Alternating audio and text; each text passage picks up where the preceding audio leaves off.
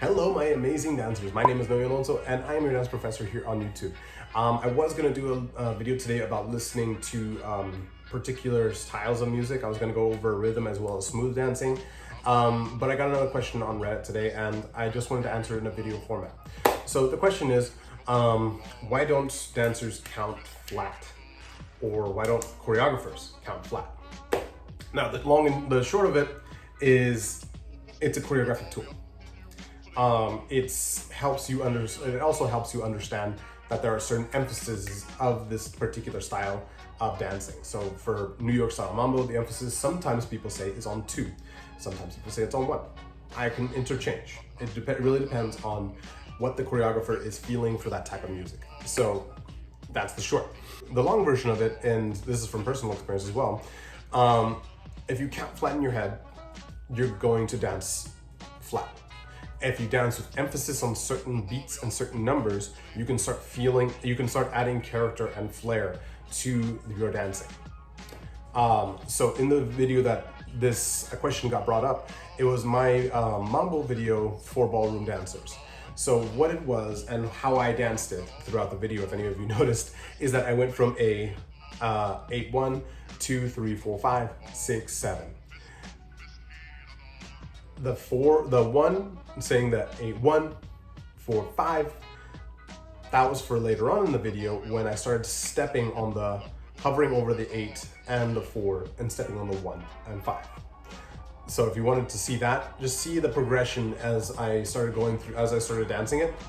I believe this was the first video that I posted on the Mambo 101 series. So if you can see that, the emphasis was again on the 1 and the 5. Because what I was doing is I was trying to get us to hold the slow prior. So you had a step 1, step 2, step 3, hold 4, but lift the leg on 4 to step on 5 versus step 4, hold 5.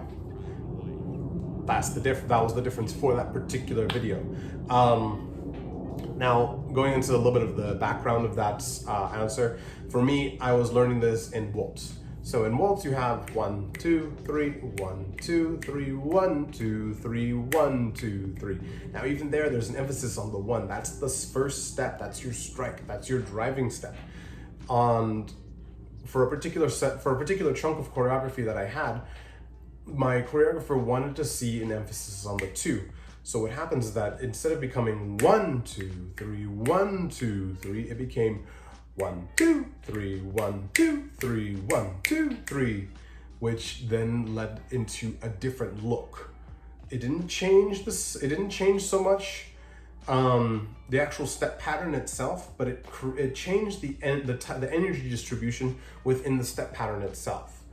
It's a choreographic tool that we can use in order to learn. It's how we can learn how to dance the same exact pattern, but with a different flavor, a different style, a different look to it, because somebody is going to look at you and go like, oh, that looks like a hot jumpy mess. Or someone will be just like, oh yeah, that person is feeling the music. And even though they're not on time, even though they're kind of on time, their body's like, wow, they need to bring it back. That's just, again, a personal preference based on that person's particular experience. In the moment, it feels great. Having said that, I hope this video helps you understand just a little bit more into the minds of teachers as well as choreographers, because if you start counting things flat, you sometimes spend too much time before steps. Another part of the choreographic tool is uses of quarter notes and quarter beats. In ballroom dancing, this is very, very prevalent. Because let's say you have a waltz and you have 1E and 2E and 3E, and that's your 3. That would be 1, 2, 3, 1, 2, 3. And if it's a faster waltz, then there's not a lot of time. But if it's a slower waltz, you have a whole lot of time in between each beat.